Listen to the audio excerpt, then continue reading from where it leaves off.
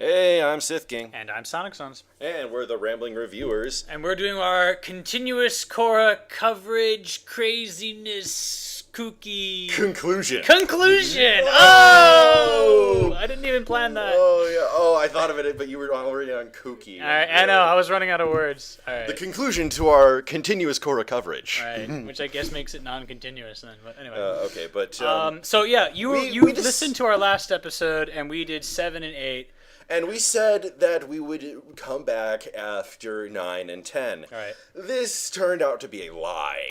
We decided to finish off the entire series. Yeah. It was in the middle of so much stuff was happening. Up to, now. Yeah, where the entire season, yeah. Yeah. And I gotta say, I have mixed feelings about it. I do. On one hand, a lot of stuff pulled out of nowhere. Yeah. Kinda, yeah. Korra suddenly mastering airbending. The worst part was her getting the rest of the elements back, I thought. No. Okay, here's what happened. Amon grabs Korra, takes away her bending, and that is an amazing setup. You could have had next season all about a quest. The next season is called Spirit. It could be about Korra descending into the spirit world to fix the Avatar state. Right. Learning how to resolve this problem. I totally thought of that near the beginning. I assumed maybe like in the last 2 episodes, she's badass normal for a bit, and then she maybe gets it back. Yeah, and eventually she learns the secrets of energy bending and gets her bending back. Right. But nope, okay. She loses all of her powers for like 60 seconds. Yeah. Then Mako, who I say is a massive scumbag, because he's like, I love you, Korra. Wait. Aren't you still boyfriend with Asami? Shouldn't you tell Asami we're breaking up? Like, I'm sorry. Shouldn't that be a scene? Also, SF Debris commented on this, and I still find it creepy. He starts losing interest in Asami about the same time she loses all her money. I think that was coincidental, but yeah. Actually, I think Asami, technically has her money because her father. Well, yeah, I know, but yeah, I know what you mean. Yeah. But he starts cheating on his girlfriend to be with the Avatar. Yeah, it was ambiguous at first. Well, anyway, so he's.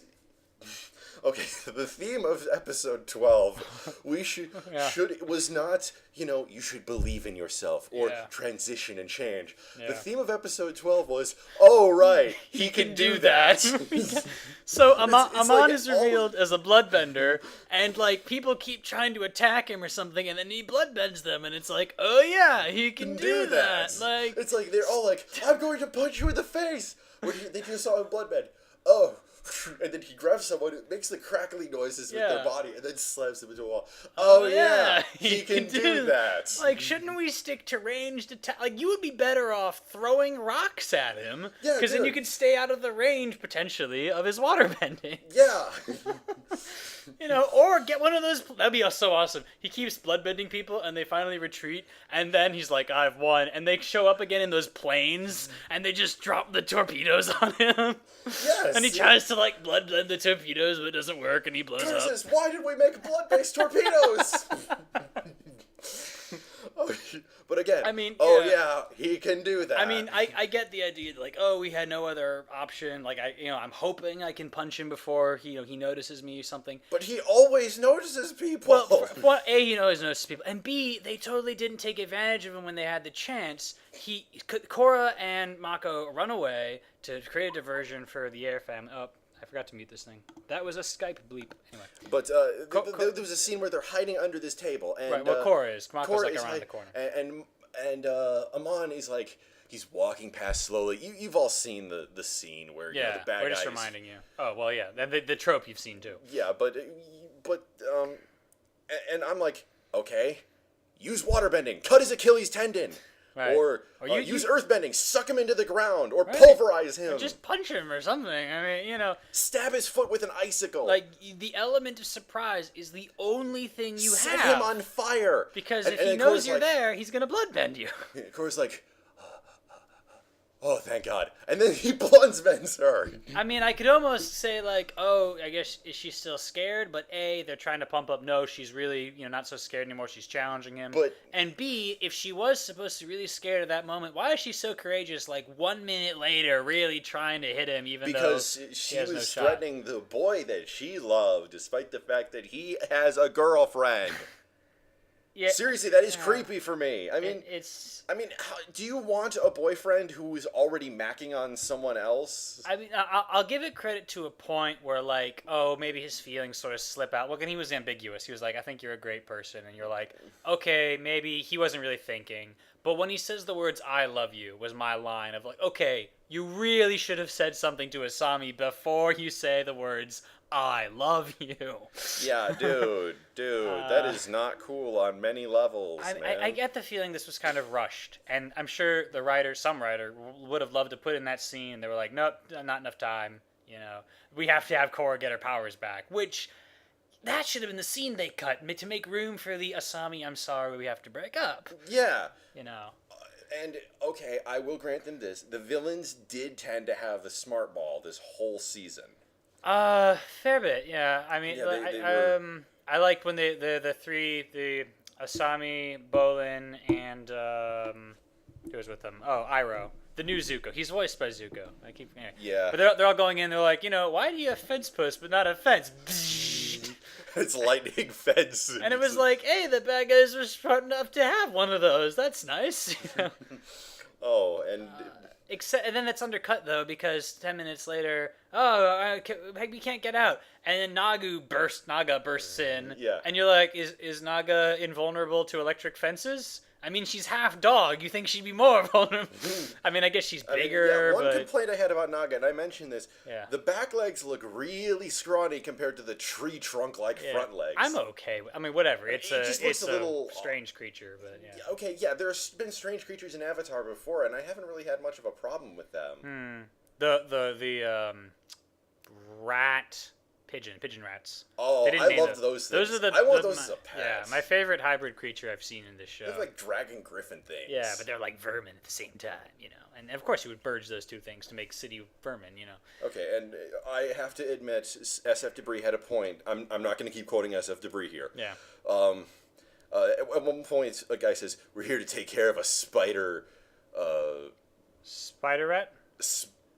No. It was like something. Spider roach or spider. I thought it was spider rat. But spider whatever. rat yeah. infestation. His reaction to that, I think the fact that they exist is a problem.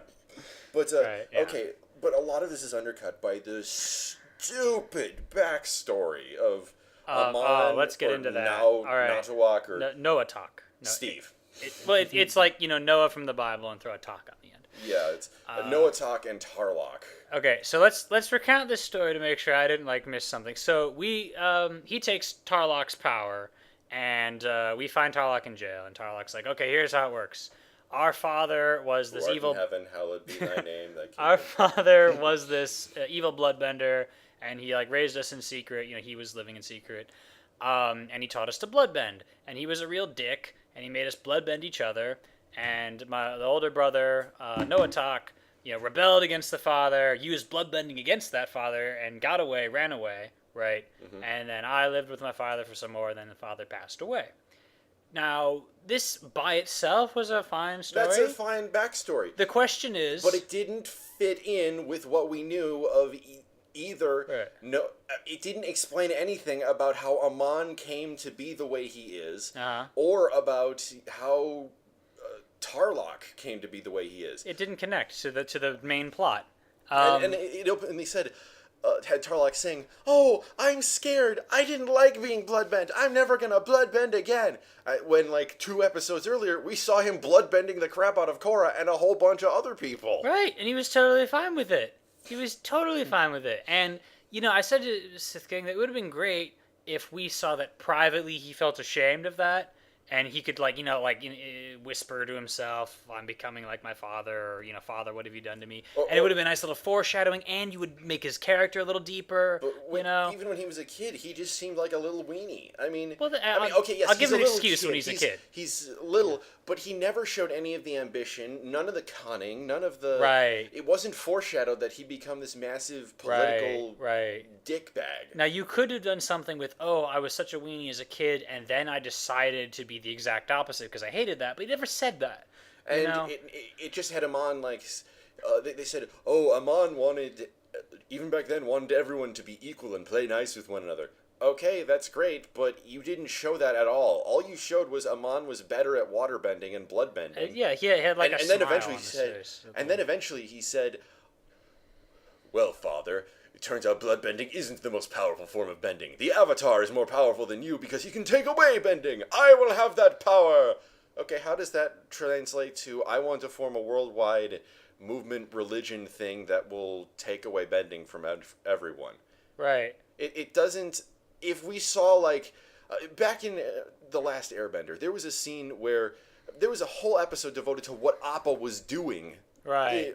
When in the time between when he got taken by the Sand People. Mm-hmm. Yeah. By the way, I was shaking my. He was doing the Star Wars thing. You know it. Anyway. Mm-hmm. But when he was taken by the Sand People until he got kidnapped by the the Dai Li. Right. You know what would have been great? If we have a whole episode like that, start with them as kids, call him Noah Talk, you don't know he's going to be Amon. Very end of the episode, he becomes Amon, and we're like, oh crap, it was a flashback episode, and suddenly it all explains everything. Yes, do Wouldn't that be cool? You could have had a longer season and had that. I would have accepted a loss of some of the other stuff. Yeah, or also a longer season would be nice. It was only 12 episodes. I'd have taken, like, the romantic plot tumor out. Yeah, I mean, I shrug. don't know. The romantic comedy stuff felt a little forced. It was more romantic drama than they tried. Yeah, romantic drama. A little bit of felt comedy. Forced. And Bolin never really felt like a real character. He felt like Ed, the dumb one from Ed, Edd and Eddy. A little bit. I mean, not so extreme as that. Anytime he opens his mouth or does anything, he feels like, I'm trying to get a joke. And I get it. I like being the funny guy. Yeah. But it didn't really feel like he contributed a whole lot. He just felt like he was there to break the mood. And sometimes I didn't want the mood to be broken because it was a good mood. Yeah. Have him be serious sometimes. Yeah, well, Sokka had more of a range to him back in the day. Okay, Sokka was a far superior character to both Mako and Bolin. Yeah. They should have explored General Iroh a little more. Yeah, that would have been cool. Could talk about his grandfather and whatever. Yeah, what his grandfather's doing these days. Yeah.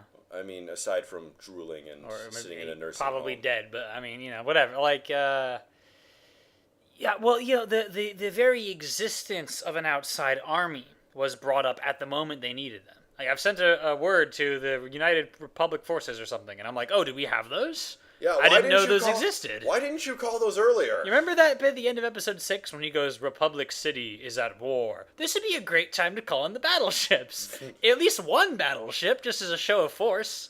Yeah, and also, I didn't seem to recall at any point Republic City was its own nation. Yeah, that was vague, because I remember the map at the very first episode, and it seemed like Republic City had its own, like, color on the map. Not just the city, but this whole area around it. Yeah, but, like... But they didn't feel established. It wasn't like, oh, the President of the Republic, or anybody at all, anywhere else in the Republic. It was all the city. This wasn't a chancellor. Those have a tendency to turn into emperors. Right, yeah, you know what I mean. But, yeah, it didn't... a lot of things about the city wasn't established. It just felt like the city was just a backdrop so that Korra could have a place to go. The city didn't really feel like it was... I wouldn't say the city was totally unreal, but it wasn't, like, real and not... It mainly... It didn't... Yeah. You know what's sad? Yeah. It didn't feel as It didn't feel as real as Argon City did back in Tron. Yeah... Because you saw people, like, hanging out at the club. You saw there's a garage. There's, like, establishments and businesses that we know. Yeah. And here's, like, okay, there was a Sato, Future Industries. There was the brief bit with the Cabbage Corp. But you could have had a lot more life in this city. You could have had, like, regular people in this city a little bit, Yeah, you could have had, like, secondary characters. What are their fads in the city? Like, what? Oh, you know what? If a fad sounds, like, too silly to comment on, I could understand that. Let's get more of the feeling among non-benders that they're being oppressed. Yes. Wouldn't that be great? And then you have some family of non-benders, and they're being... We saw bits of that. There's like a gang, a couple of gangs that have... 3 gangs that have bending powers. But I would have liked to have not just a random passerby getting harassed. Someone I know is suffering, maybe. And not Asami, because Okay, yeah, Asami's suffered. not being oppressed by benders, and she's being oppressed more by the equalists than anybody else. She's like the only major character that has no bending powers. Right. And I'm not counting like the characters that got their bending taken away. We need a word for that, like Muggles. Nah, no, Muggles doesn't sound good. Yeah. Normals. The people who were brought down to normal, the reduced or something like that. Nah, I don't know. All right. But the cripples. The bending cripples. It didn't... I do not mean to offend handicapped people. It didn't really feel... It wasn't as good as Avatar: The Last Airbender. You know, it was interesting because in Avatar, the original, you would go around to all these towns, and each one, you only had one episode to see that town. But overall, you got the impression of a very big world with a lot of moving parts. Heck, when they were in when they were in Ba Sing Se, there was more life in that city than there was in Republic City. Yeah, as a matter of fact, that cabbage guy, though he wasn't just a Ba Sing Se thing, gave you an impression. I mean, it was very brief. It was just a gag, but still gave you an impression of there are regular people here going about their business. And they do have business. They have trade. They have lives. They have things to do. Right. And I'd have loved to see that merchant that she stopped by in the first episode that sold meat kebabs. Yeah. And I don't even want to know what kind of meat it was. It was probably caterpillar, buffalo, or wow, I want to see that scorpion fish. Ooh. Yeah. But, or jellyfish, hawk, elephant. Jellyfish elephant. Oh dear God, that sounds horrifying, and yet somewhat awesome. You know, see, that would be a reason to have the Avatar. It's not to combat against the threat of the Fire Nation or imbalance. Yeah. It's to fight off the jellyfish elephants. All right. Now we got so we're talking about the feel of the city, which they did a little bit. Okay, there's hobos. We'll get to the hobos in a bit. But yeah, not as much as I would have liked. Let's get back to that backstory because we didn't fully discuss it. So, as to Noah talk, let's see his perspective. Why did he change his name to Amon? Why did he change? Why does he wear the mask? I presume not to be recognized by his brother. I mean, I figured that was the whole reason really behind it, or also just because it looks cool or something. But okay, his perspective on life though is, on the one hand, he hates his father for being such a dick, right? And he runs away from him. Yeah. On the other hand, is yet a dick to his younger brother for some reason. Yeah. You know, the father guy was abusing him too. Shouldn't you be please come with me rather than you're a weakling? Yeah, and it's a little odd. And that was kind of a dumb moment on his part. If they wanted to make him scarred, just have him scarred from the frostbite of walking off into the middle of a snowstorm with no protection. Yeah, though I guess waterbending would protect you a little or something. Well, yeah, but it's still freaking cold. Yeah, but, okay, so he rose off, and he wants power. I'm going to have more power, I'm going to become the energy bender. I'm just going to call it energy bending, even though he's technically using blood bending. And so now he wants power, but he was really mad at his dad for that same power ethos. Yeah. Right? I thought this was you rebelling and being frick power, I want everyone to be equal because I'm a nice guy. Right? Right. But somehow he has to be a nice guy and a dick at the same time. Yeah. The writers are confused here. It just doesn't make any sense. It's like they wanted to... It's like they wanted to give him a sympathetic backstory, but at the same time, they wanted him to be Amon. And I have to give them credit. Amon was a credible and scary villain. Yeah. I really liked him in the first few episodes. Yeah. Though I do have to admit, the Equalists really fell to villain decay after... about the series halfway point. Suddenly, Asami could fight them off, and suddenly Benders were capable of holding off the chi blockers. Well, the thing that got me was when Tenzen's kids fight off chi blockers. And I was like, they are children, you know. I mean, they're younger than Aang was. Some of them. The one kid, the short kid at least, is younger than Aang was back in the original series. And Aang is the Avatar on top of everything. Yeah, but Aang, at that point, was already an airbending master. That's what those tattoos signify. Right, okay. But, so there you go. That just improves my point, though. Yeah, but suddenly these mecha tanks that were so badass. Suddenly, Bolin, the comic relief character whose major contributions include burping and making stupid, not witty comments, is capable of taking out these mecha tanks that are made of bend-proof platinum. Well, yeah, I mean, at least he didn't bend them. You actually point out as you're watching, that was cool that he did something for once when he throws a freaking rock into the cockpit of a, Yeah, that wasn't a rock. That was a friggin'... Right, a bolt. It was like a slab of a building. So he smashes up a thing, which was cool. But yeah, at the same time, it's like, oh, I thought these were a big... Like, because the first time we see them, they take down the police chief, they take down Tenzin, and they take down a bunch of trained cops. And they take down the Avatar. The Avatar! And now suddenly, oh, we can deal with them. And wouldn't it be nice if we, like, found a weakness or something, a leg up that would, equal it out. And again, the mecha were not thematically appropriate. Yeah, I mean, I'm a little more willing to forgive them than you are because they're cool. But yeah, I'm willing to forgive them. It's just on top of everything else, it just didn't really seem to fit. No, and speaking of bringing things out of nowhere, talking about machines, the biplanes show up, which do fit with 1920s. But as Bolin lampshades, where does he find the time to keep coming up with evil machines? And you're like, and it doesn't make a whole lot of sense. I mean, did Sato bribe a whole bunch of people to keep quiet that he was working on powered flight?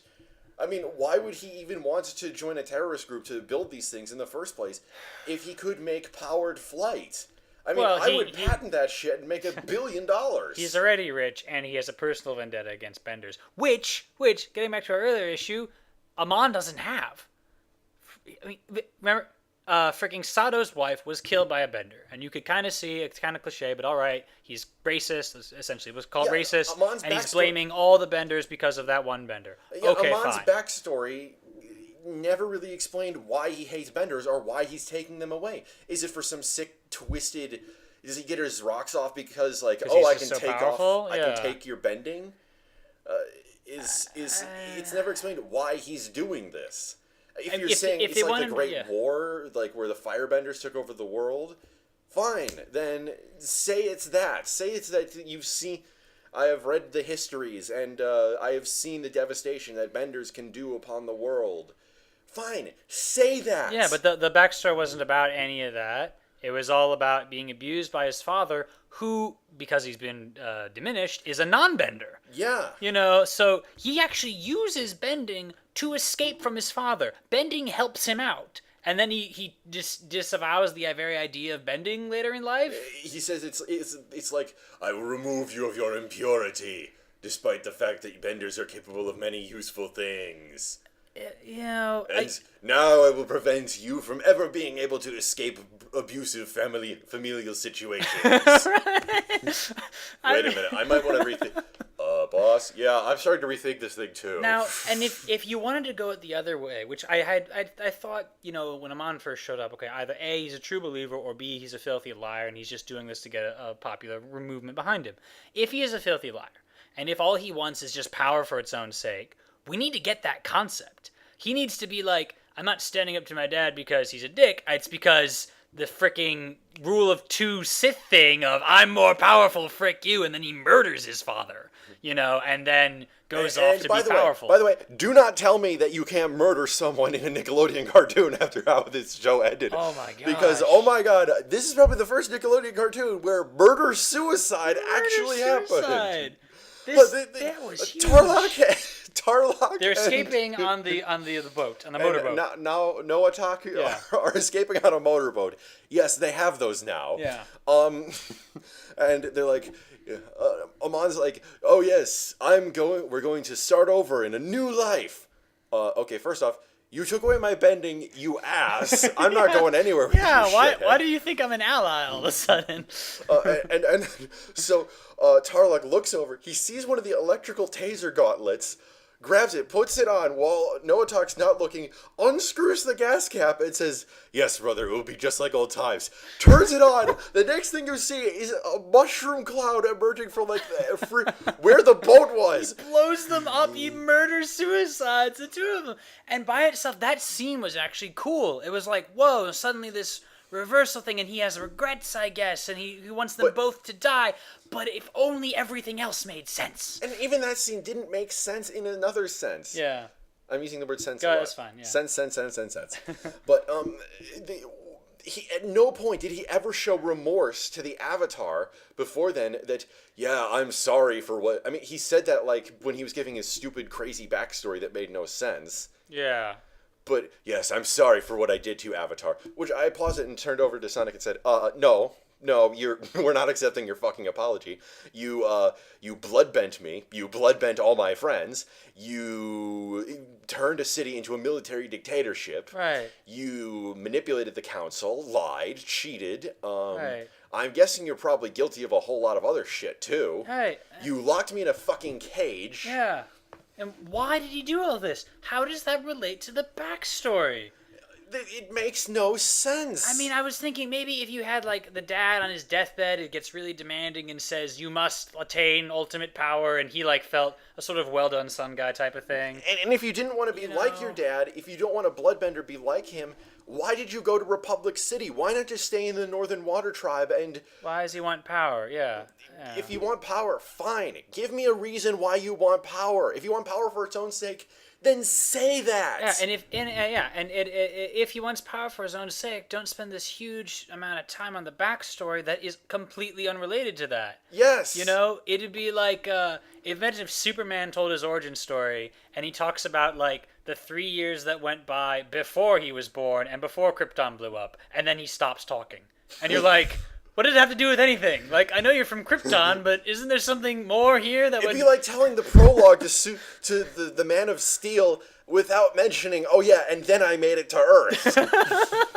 Just, and that's why I do things. Okay, so because your dad has a skull-based piece of technology, and he implanted that into you, and he was killed by General Zod, that's why you do things?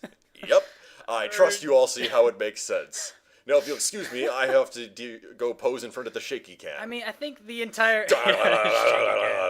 Oh, man, I want to see a one-panel cartoon that's like, portraiture in Man of Steel universe, and all the portraits are just, like, blurry because it was shaking. But anyway, yeah, it's yeah, it was just weird. Show us why your characters are the way they are. If Amon... Heck, you established Korra. She's... Part of the reason why she has all these personality conflicts is that she's very arrogant. And she has good reason to be arrogant because she's so powerful, the Avatar. She's incredibly powerful. All this stuff is coming easy to her. Yeah. And now she doesn't have... Things don't come easy to her. Life in the city, pro-bending, love, airbending, the law. All this... the law. All this stuff is not coming easy to her. And we see this affects her. Yeah. Yeah, if Amon wanted power, you think he could call up his brother who is on the council and who can always get everyone to vote for him and say, hey, bro, apparently we're both power-hungry bastards. Why don't we pass some sort of evil law and, invade the city together? Because he totally teams up with him at the end. Heck, you want to know what you should do? You should have, say, hey, brother, you can be the right side of the law where you're the councilman, and I can take over the criminal underbelly again. Yeah. And that would be kind of interesting if it was a dual plot between them on purpose. Yeah. But you know why this wouldn't work? Because we don't have any of their motivations. Why did they want power? What was the point of that? With Aang, there was a point to that. You had to defeat the Fire Lord. Well, there was this thing where, their father tells them specifically, you must get my revenge and take on the Avatar. And I'm like, okay, I guess maybe kind of they got that idea. But, Amon had the Avatar tied up in, episode 5 or 6. Not like that, you sick bastards. No, she had it tied up, and restrained. And he could have, killed her right there. And he's like, no, benders of all nations would rise up against me if I did that. But then he does it. He has a point right there. He has a point, but then he does it anyway 6 episodes later. And you say the difference is he's invaded the city by that point. But that gets me to the next point. Where did this fleet come from? Clearly not from this city. The entire world is not this city.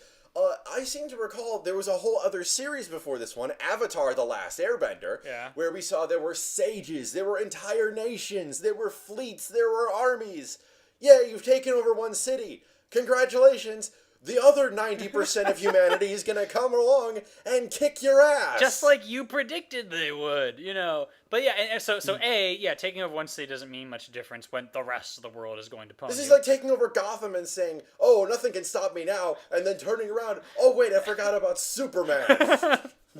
Right. Oh yeah, that flying guy from the next city over. Right. The one who lives in the sun.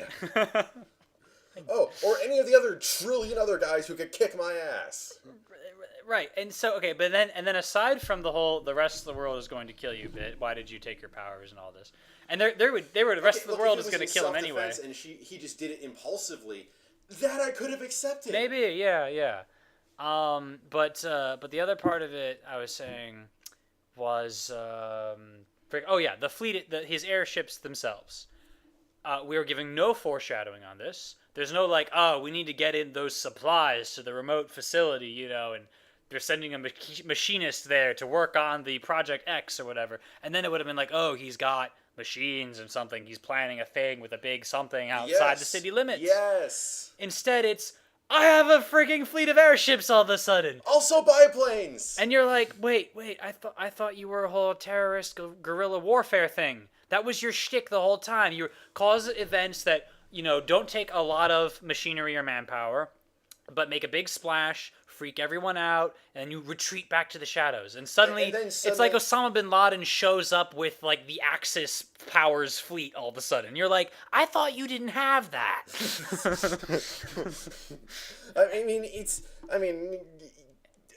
If you had one of those, why didn't you just invade from the first place? Why did you need a terrorist campaign? And here's another thing.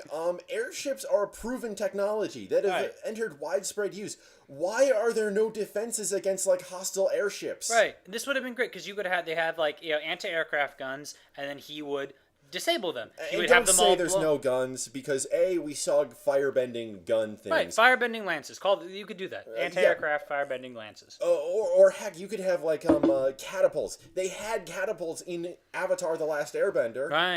Right. And yeah, I know that they had much smaller airships, but they also had those huge ones. You're telling me that they couldn't have worked up a crossbow thing with an explosive head? Also, suddenly they have torpedoes. I mean, especially as at number 6, halfway through, Tenzin says, "We are at war. This would be a great time to figure, hey, what can we do about war and possibly being... at that time he didn't know they were coming in with the military, which just comes back to the question, where does Amon get a military? Yeah, he found enough people to do this. I think that's another major problem in your thing. Maybe you should be working on social reform programs so that the lower class of your city doesn't feel so threatened. I liked, say a couple of things that we liked. I liked that they talked to this, what was his name? Yukon, Amon's dad. It's not Yukon. I'm thinking of that because he lives in the snow. Silver! Silver and gold! Anyway, woohoo! So they're talking about this evil guy who lived a long time ago, and he was Yukon. And I was doing Yukon Cornelius. He was. Oh my God, Yukon Cornelius versus Yukon. That would be great. Okay. So there's this evil guy, and he was a waterbender, and I went, "Yay, not a firebender!" Yay! For crying out loud, someone who's a dick, and he continues being a dick to his family, and thank you, you answered our request from before. Not every dick is a firebender. I'd love to see an evil airbender, because up till now they've all been monks and they're good guys. Yeah. Show me some evil airbenders. That'd be nice. So I liked that part. I also liked that they got into the human rights bit with. Very briefly, though. Yeah, it was only one episode, really, but it was, okay, these people are protesting peacefully, and I guess you mentioned this already. Because their power had been turned out. Right. So that was cool, but they didn't really follow up on that. Yeah. And wouldn't it be great? Imagine if this was 20 episodes long this season, and we met lots of low-level people, regular people, being oppressed, all this crap, Okay, but you know what would have been a great opportunity? Yeah. When Amon's attacking the city, let's say this was a 20 episode season. Whatever. Yeah. But he's saying, a bunch of, and they're in the war room where they're saying, oh, the police are being overwhelmed here and here and here. Yeah. Have some of the people in the room turn against them. We're non-benders. We support Amon. Whoa, that'd be creepy. Well, yeah, because they've been treated like criminals this whole season. Oh, they're non-benders. That means they must support Amon. Well, now they do. Because the benders at the top are like, hey, Right. You're criminal scum. I mean, okay, what I'm thinking of this Tarlok versus Amon thing, and what if you set it up as, okay, they're both basically scrambling for this city because they both want to accomplish their father's legacy. Like, they were rivals from the very beginning. They always tried to prove themselves better. They played cheap tricks on each other to make it look, to get more favor in their father's eyes.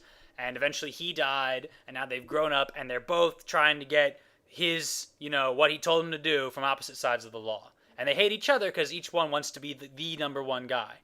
And wouldn't that be interesting? And then, they end up playing into each other's hands a little bit because he's, a dick to non-benders or something like that, and Amon is a dick to benders. Even then, though, you have to figure out why they're dicks to opposite sides when they're both raised by the same guy.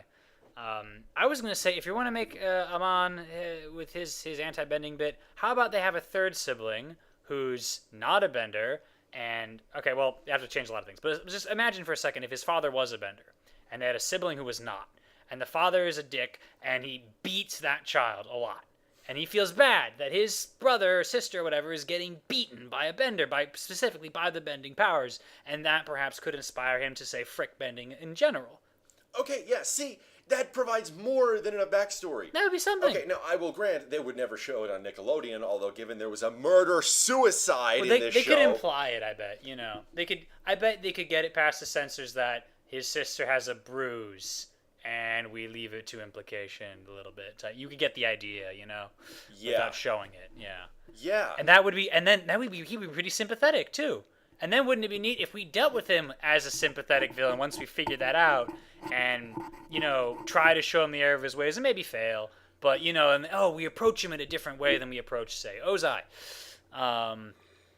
Heck, there were examples in the last series that show how benders could be taking advantage of non-benders. Mm-hmm. There was that whole town where Zuko defended the civilians because there were those earthbending soldiers who were being bullies. Heck, there were examples in this show with the triple threat triads and the right.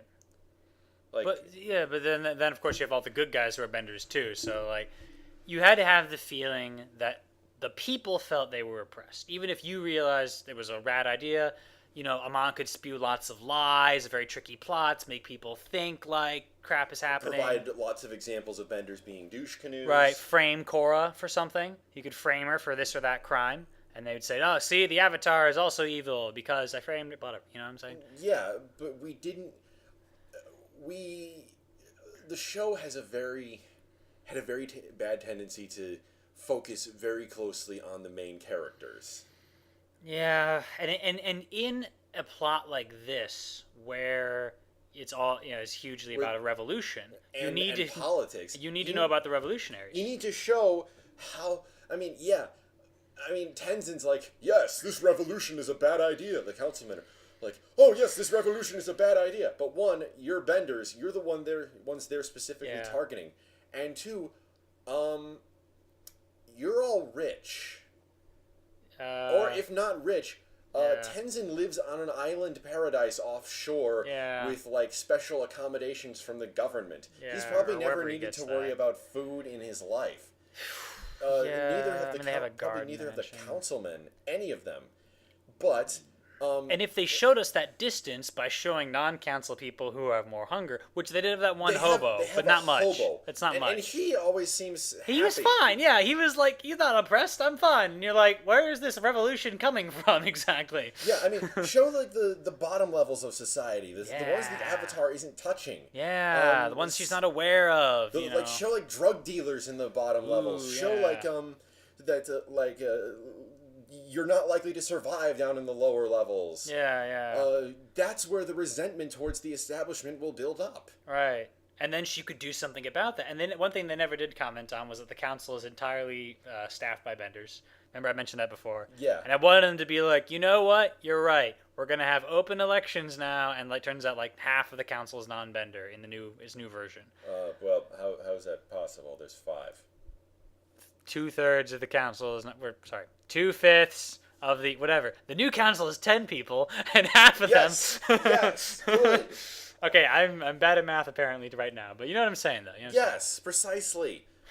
That one guy you can only bend half of the time. It depends on if it's an even-numbered day or an odd-numbered day. You could have a really weak waterbender who could only bend when it's the full moon. Because the full moon is known to be a increasing factor on waterbenders. That was actually a plot point, because normally people can only bloodbend when it's the full moon. Right. I like the limited. I like the idea of non-bendable metal because you are going to need that if equalists can, stand a chance, kind of. Yes. Along with their chi blocking and that's a really good idea. Yeah. And you don't need to be an equalist in order to appreciate chi blocking martial arts. I mean, we see earlier in the series there's gangs that resolve all their stuff with bending. All right. If you're gonna do this, yes, no one shall chi block because otherwise benders will feel threatened. Mm-hmm. Give me your wallet. Oh, curses! I wish I knew chi blocking. If you're gonna do this social angle to the degree that the original series didn't have. The original series had social angles, but it was adventure towns. We show up at one town, they have one problem, we fix the one problem, we move on, This town's threatened by a volcano. This town has earthbenders being bullies. This town is whatever. This town thinks the Avatar is a dick because our old leader was an even bigger dick, and the Avatar killed him.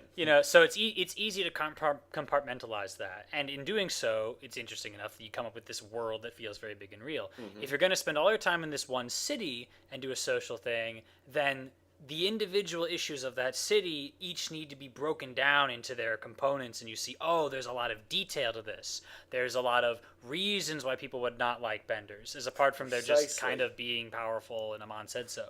Yeah, you could do a whole thing about how there's like labor unions who are protesting because every day they have to do a lot of work to fix all the damage that earthbenders do to their streets. That would be something. You can see lawyers suing benders for damage to their property. Right, and then you could have Korra walking in with her, fight the bad guys mindset and realizing there's much more politics to this and it's complicated and the human rights is important and she perhaps was on the wrong target for a while. I think part of the problem with this series is that at the beginning, Korra came from the North Pole, and she learns quickly, the issues of the city aren't black and white. Yeah. But then it spends the rest of the series treating the whole thing as black and white. I mean, this guy is openly wrong. Nothing he does is right. This is Amon. He and his people have an army, and they're opposing the rightful, true army, led by this handsome guy with Zuko's voice. Now, I will give them credit for having two sides of it, because it's also Turlock, or whatever. Tarlock. So it's like, okay, so the authorities can be bad too, and I could see they were trying to get there. But even so, it was pretty easy to spot from the very beginning, Tarlock is a bad guy too. So not just, we have two bad guys, sort of a shrug, not a very complex moral situation. Yeah, any side that the main characters are on is the right side. Any side that they side against is the wrong side. Yeah, pretty much. Those other council members had no personality. Other than that, they raised their hands whenever someone said anything. Raise their hands whenever Tarlock tells them to. Okay, well, It was so funny when all the council members are... Wait a minute, did they kill the other council members, or did they just take their bending? I think they just kidnapped them. Okay. If they kidnapped them, then that would be... I was going to say, because if you take their bending and then you're off the council, that would be really racist. Wow, yeah, I mean, they had Sokka on the council at first. Yeah, so that was neat. So, non-benders can be on the council, but nowadays, for some reason, no one commented on that. I wanted the commentary. I wanted the Avatar to, to take other viewers by surprise. Because we would have said this out to begin with, but wouldn't it be neat other people not even thinking about that?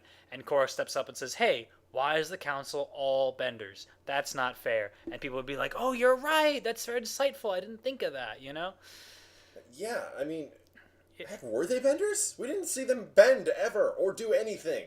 Oh, well, 2 of the 5 we saw bend, obviously. The other 3, I just assumed from their clothing. One's red, one's green, the other one is blue.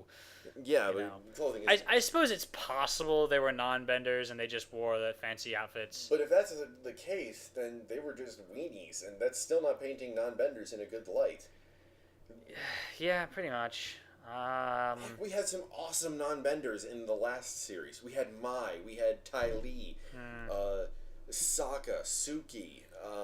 I feel like we met the Inventor. Yeah, I feel like we met a lot fewer characters in the first season of this show than the last show. We did. And part of that is due to the length, because it's almost half as long. It's like 12 versus 20. And if you're not part of the main four, you didn't really have much characterization. I mean, they did. There's Tenzin. He has his family and stuff. But I'm pretty sure because you would meet, a new person at least once per episode.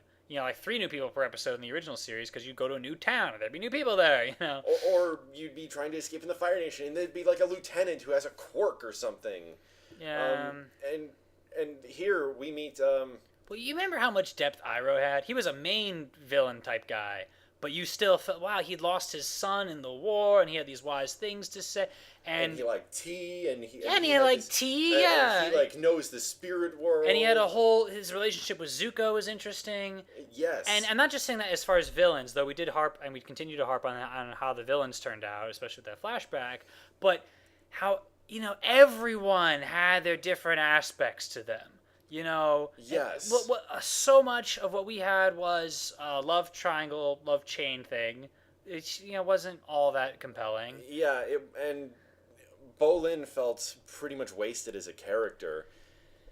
Yeah, he didn't have much development. I mean, he was the comic relief. He did his thing, and it would have been neat to see he has just a deeper personality. Sokka had more character growth than this guy.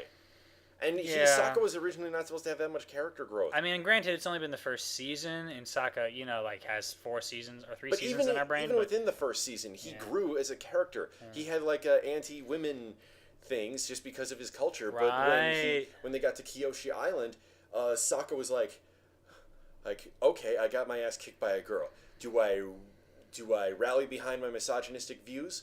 No. He went over to where they trained and he said, look, I was wrong. You were right. Right. Please teach me how to fight so I can be as good as you. Right, and that's what makes these characters so interesting. Yes, it's why we loved Sokka. And the romance angle took so long to build. It felt more realistic that way, between Aang and Katara, I mean. Yeah, and this, it felt like, hi, we met each other yesterday. Yeah. I hate really fast romances. Yeah. I do not like Romeo and Juliet. Yeah, and Mako just felt so flat. He felt like he was just supposed to be kind of this stereotypical pretty boy. That, yes, I defend my brother because I have a troubled past. Oh, get over yourself. If I wanted to watch that, I'd watch Naruto and watch the Sasuke. Compare that to Zuko, who had, a similar bad attitude type of thing, and more to the sense of being villainous. Character growth. But he had his relationship with his uncle, Mm-hmm. and he had his growth, and he eventually turns to good, and he gets a sort of awkward. I'd like to join your team, And he had he had a past with his father. He'd been rejected by his father. And he had a girlfriend, Mai. Right. And he had this whole family dynamic with his mother and his mother too, friends. and his sister. His sister was a jerk, and they all reacted to each other. Mako interacts with his brother and Korra and Asami. Basically 3 people, and all 3 of those are part of the love chain, right? And Bolin really stops being part of the love chain after the first episode that the love chain appears in. Yeah, it's like episode 4 or 3, something like that. Yeah, he wasn't. It's like he wasn't even a contender. Okay, we've got the comic relief guy out of here. He didn't have a chance. I mean, he was slightly shorter and slightly more overweight. And who wants to see a romance with that? I mean, I kind of... No. Only pretty boys will be in love with the Avatar. Yeah, that is iffy in retrospect. I kind of liked when the love chain first showed up, and then that same episode or the next episode, they seemed to say, okay, things are kind of weird right now, but we're going to put that aside and focus on our programming and focus on other things. And I was like, oh, that's kind of a nice subversion. They had a romance thing, and then they just dropped it because they had a mutual adult agreement that things are weird, and we're not sure, and we're just going to live our lives. And I thought they would drop it from there. I was hoping they would drop it. And that would be nice. And they'd be like, oh, okay, there was some chemistry. There was, very randomly, the first Caiaphas Cain book. And there's one of those is a female general or something, not the main one who writes his thing. But there's many females. Yeah, well, there's this one female who's in charge, and there's this one random line where she seemed to like him. And Caiaphas writes in his journal, I know what you're thinking, and you're wrong. Sometimes I might have thought there could have been a romance there, but it never really worked out. So anyway, yes. And you were like, oh, that's realistic. Which is really sad when it's a Warhammer 40k novel, and realistic involves fighting demons from beyond time. But that was neat, and now it's, And then suddenly, like in the later episodes, it felt like the romance thing dominated a lot, to the point where it was like, they're on this covert mission. Do you like Korra more than you like me? We are in the middle of investigating an equalist group. Yeah. If they find us, they will torture us, rape our souls, and then kill us. And if we are very lucky, they will do it in that order. Is this really the time to be questioning if I love you or not? Yeah, I mean, okay. But do you love me? What? Fuck you, Asami, and fuck you, Korra. You remember when Toph was introduced in the original show, and she had her spat with Katara over like who was doing the chores around the campsite and stuff. Yes. The little things like this, they add up. Toph's blindness, I just loved that, the way they kept popping up in ways that like felt fun. Yes. Like, do you know what this is? Well, no. Well, it sounds like a piece of paper. And then, like another scene. Look at what this says. What is with you people? I'm blind. At the same time, they weren't mocking her for it. They were mocking everyone else for being so dumb. But there was all these little details. Look, there's the thing. And everyone looks. That's what it'll sound like. That's what it would sound like if someone actually saw it. And she waves her hands in front of her face. See, that's an interesting character quirk. Yeah. I mean, we need more Toph. Asami had this bit with her dad. It's like, okay, it wasn't just a love interest. I'll give her credit for that. But that didn't feel deep enough to me. She didn't really feel as developed as the other characters. Heck, even in the season where she was introduced, Toph felt like she had more life to her than Asami did. Yeah. And just in that season. Yeah. And I'm not even including... And I know that she appeared like many episodes in. Yeah. So, like, her time in her first season was comparable.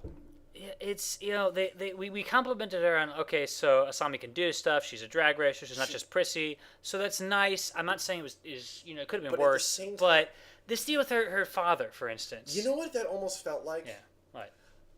Insisting that you're a strong female.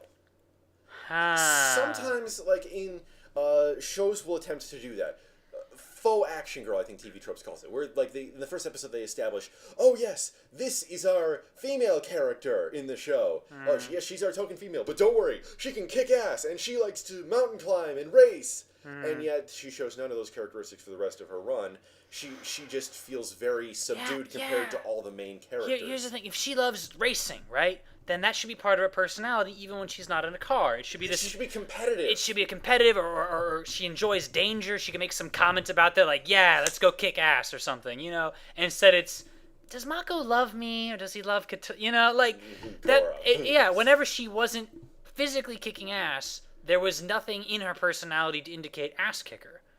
There was nothing else about. You didn't see her like training her martial arts, or discussing like the details of the latest cars and how fast they could go. You didn't see her trying to fix the cars. I'm not saying she had to she fix could be a gearhead or something if you wanted to. She didn't really just have something. She's got to have more something to her. Bolin was pretty bad in that respect too. He was very flat. He basically played with Pabu. He played with Pabu and was silly. Yeah, like what else does he do? What else is his spare time? I know I said I wouldn't quote him continuously, but SF Debris, in his review of Legend of Korra, he complained about this. He said, Bolin catches Korra and Mako kissing. Yep. And at this point, he's had a massive crush on Korra for this whole time. Yeah. And what does he do? He starts crying like a little girl in the most undignified way possible, and starts running away in most effeminate way of running possible. It's basically very silly the way he did it. No, it wasn't silly. That was insulting, honestly. No one runs like that, especially not a professional athlete like he's supposed to be. It would have been... And he was like...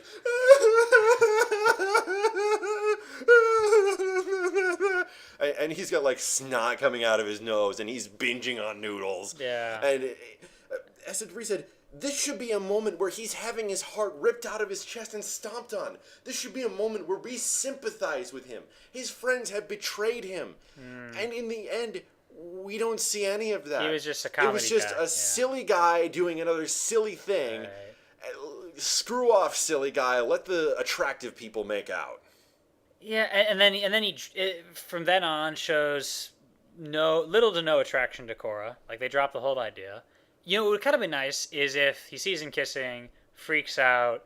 You know, maybe you could even preserve the silliness because he could be, you know, over the top crying about it, and then as part of his character development, learns that was an overreaction and learns to be more mature about his feelings, and that could be a thing for him over several episodes. Yes. Wouldn't that be cool? And then, you know, eventually maybe he gets his own girl, or he declares that it's okay, you know, or we just feel that he's grown. Wouldn't that be? And as you said, Sokka grew. Any sort of growth. Yeah. Would be great. Yeah. Air Temple Island was also a source of confusion because it seemed like people would be like in one place and then they'd almost teleport somewhere else. What, within the island or off the island? Off the island. It's like, I must go rescue Korra from prison. And then suddenly, like, Tenzin's at the... No. I must stop Korra from pro-bending. And then he's at the arena, like, 3 seconds later. Okay, yeah, I know airbending grants you, like, super speed or something, but... He can fly. He can fly, but it's... I don't know. I just figured, like... Well, no, he was listening on the radio, wasn't he? So he would have to get there within, like, 10 minutes, otherwise the game would be over. So that was a little weird. Yeah, so she loses her bending, getting back to that bit, and airbends. And that was cool, kind of, because, you know, suddenly she's overcome that difficulty. But it also felt kind of Deus Ex Machina. Kind of? I mean, I took away your bending, but then you got back your bending. But only that one part of the bending. And it's just to show how she's grown as a person. When really, it didn't really feel like Korra had really learned all that much over the season. The series was full of very flat characters. You remember how long Aang spent training on each of the 3 elements he didn't know? Yes. And it was like, you know, rock is like this. You have to be tough. And it was a mindset. Boulders at him. Right. And it was explained, like, it explained the philosophies behind it in its own way. Yeah. And I'm not saying they have to do that training montage over again. I can understand why you want to skip it. But hey, if you got this bit where she's bad at air, give me some of that stuff with air. And they had a little at the beginning. Remember with the spinny thing, and she had to walk through it. Yeah. And there was a little bit of you had to adopt a different mindset. You had to flow. But then it didn't really give us many more air lessons. It didn't really feel like she was. It didn't give the impression that she was training to become the Avatar. It felt like she was more concerned with having fun with her friends playing pro bending. Right, and also dealing with Amon, because the pro bending ends halfway through. Well, I was about to say that. And then dealing with Amon. I mean, and those are valid reasons for not practicing your air bending. Okay, well... Okay, but there should have been a feeling that she wasn't strong enough, and that she had to get stronger, and she was training at that, even, you know, little bits but here and there. But even her personality, it's like... you don't have the right mindset for it, Korra. You have to get in the proper airbending mindset. And you know, you would expect that to like temper her and make her feel more humble. But she didn't really feel like she got more humble. Especially in that moment where she launches air attacks.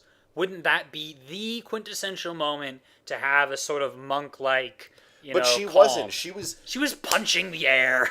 Yeah, I mean, there was a Star Wars novel where Luke is in love with this woman named Callista, and because of really stupid events, like even for Star Wars, really stupid. Okay. It involves body transference and people sacrificing their souls to blow up a battle asteroid. Wow. Okay, actually that sounds pretty cool when I describe it like that. But anyway. But he's like, we have to try to use the Force. And the whole book, it's a whole battle with her because she can't access the Force anymore. And then suddenly, she's able to access the Force, but it's the dark side of the Force. Oh, no. So that's what should have happened. Like, Korra goes evil? No. Just like, there should be consequences for her bending. For her doing it the wrong way. Yeah, for forcing it. Heck, Digimon had this. Tai tried to force Agumon to digivolve using the crest before they were ready, and it basically forced him to turn into Skull Greymon, which was horrifyingly evil. Wow. He got better. Yeah. But in the same episode, you could see how badly it affected both of them. Right.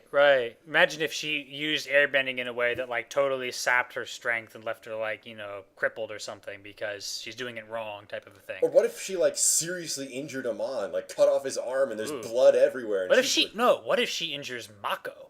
Yes. While attempting to save him. Do that. That would be great. He could die even. Everyone hates that guy.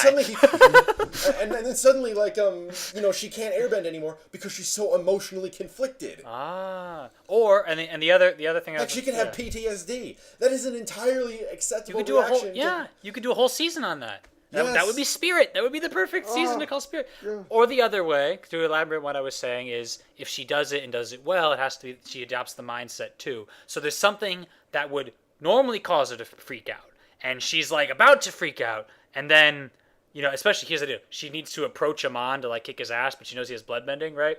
And then we see her like stop, and maybe and then suddenly her limbs go backwards. No, and then there's like a line from he can do that.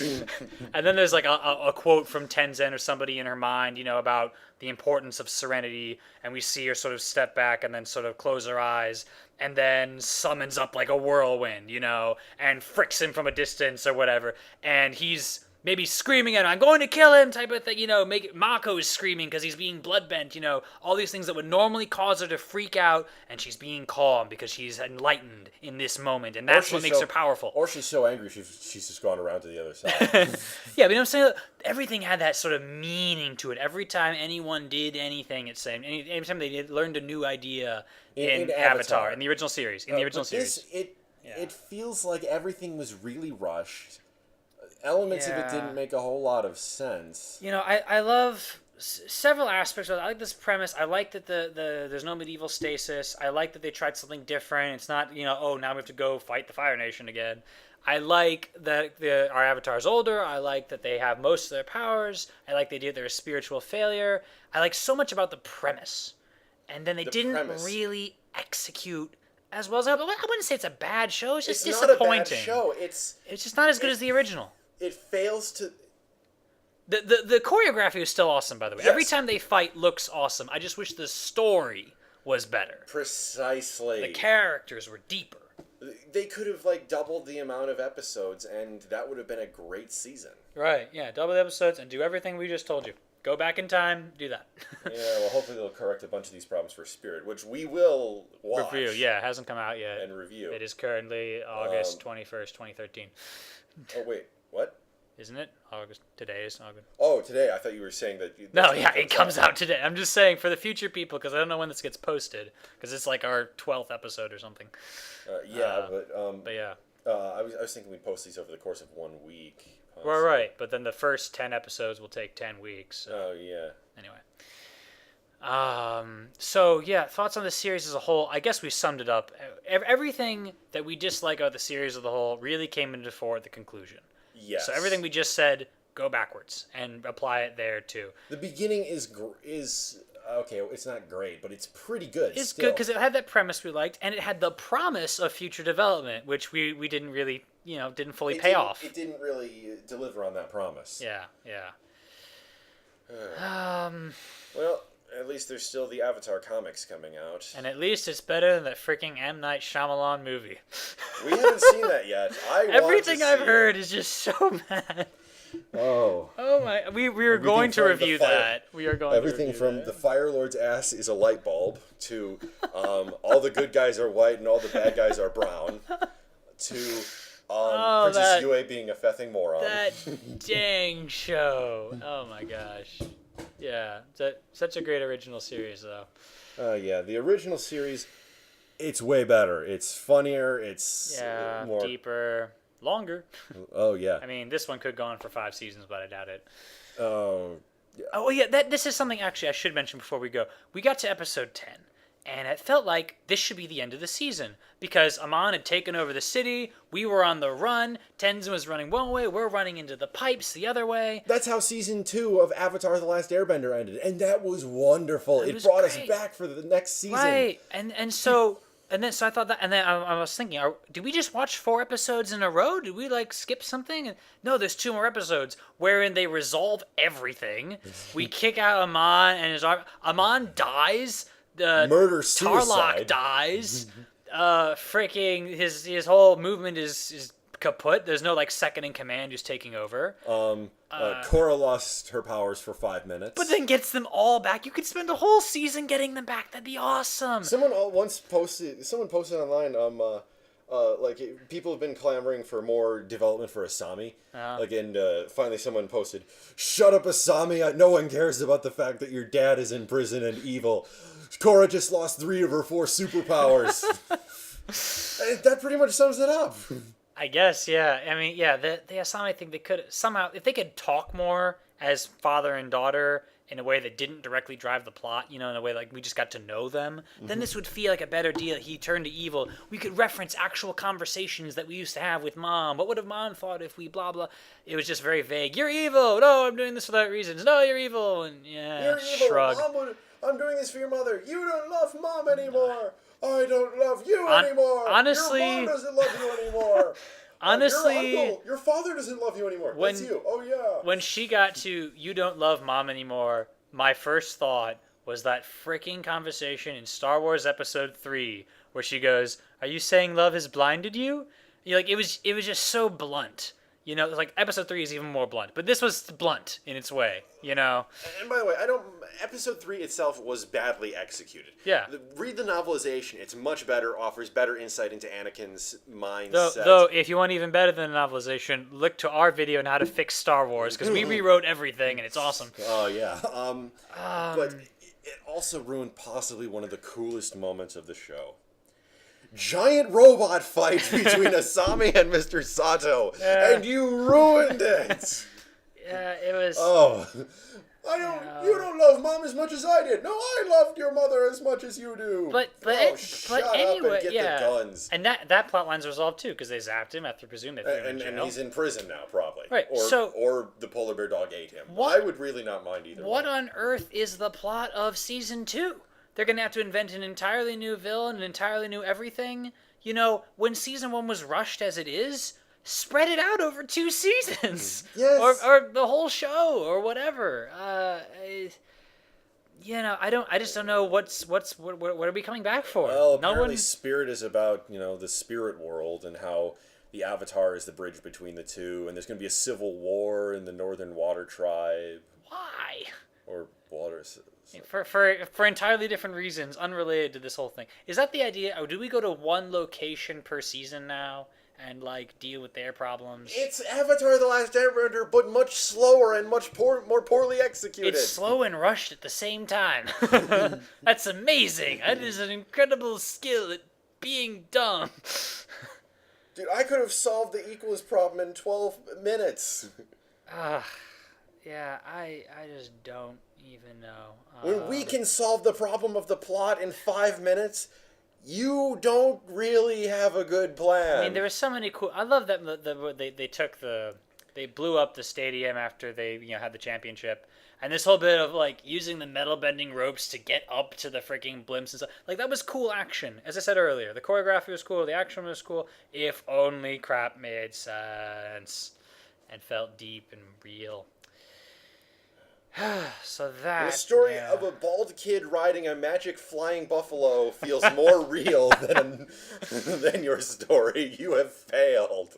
Yeah. Oh. How did Naga even know to save them when they were tied up? Nobody whistled or anything. It was just plot device.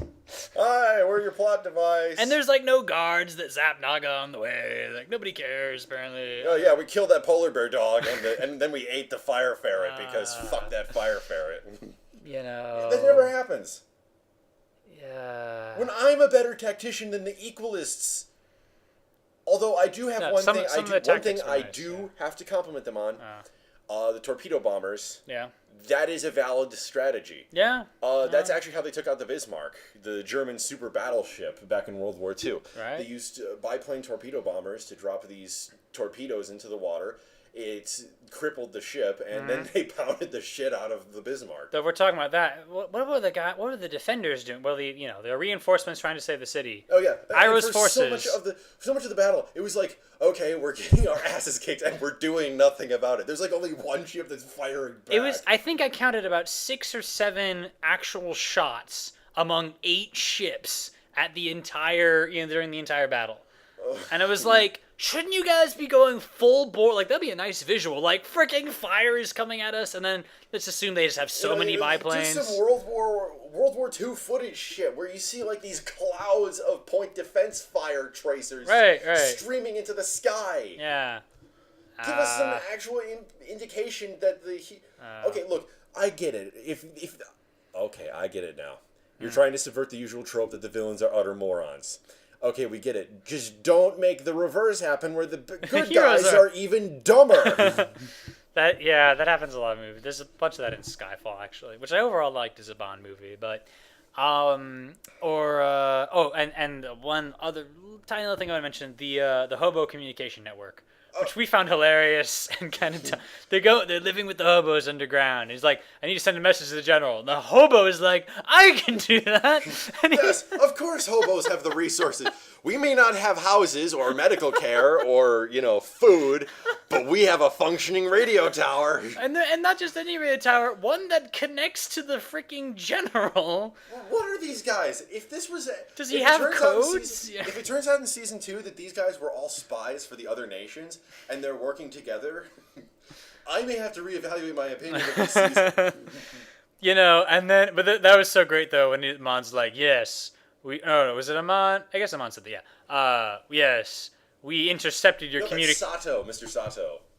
No, Sato said that. Yeah, I know. Okay, never mind. Yeah, I was just agreeing with you. We intercepted your communication. And we're like, you mean the hobo network is insecure? Who could have guessed? My God.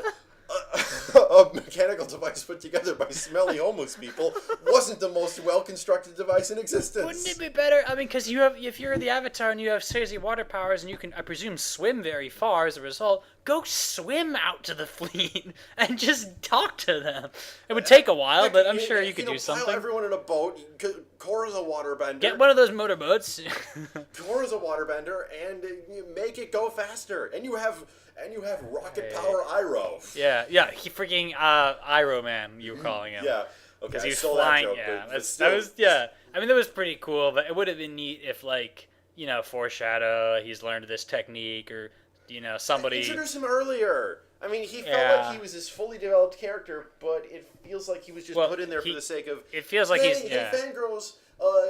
Guess what? Zuko's back. We have this guy with Zuko's voice, and he kind of looks like an older version of Zuko, but he's not really. Yeah, he felt like he was meant to be a full developed character, and he was just there to be our backup. Also, was he the only survivor of the attack on that fleet? Because he is the only military guy that shows up afterwards. There are no other mooks helping us take down the airfield. There is nobody. It is just him. And you're like...